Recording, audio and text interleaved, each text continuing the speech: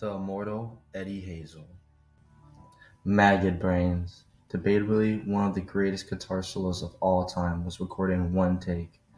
Eddie Hazel and his producer at the time, George Clinton, were under the influence of LSD. When recording, George told Eddie to play as his mother has died, in quotes, to picture that day, what he would feel, and how would he make sense of his life.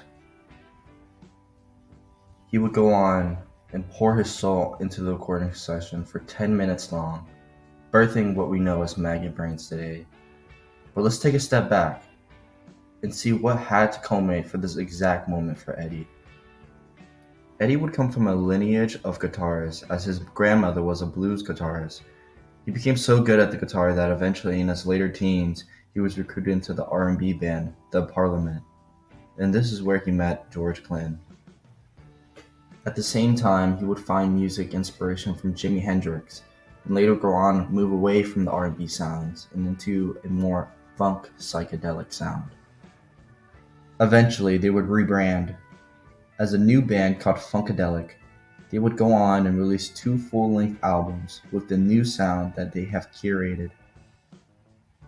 All was good, but tragedy struck when the announcement of Jimi Hendrix's death in 1970. At the same time, Funkadelic was creating their third album, Maggot Brains.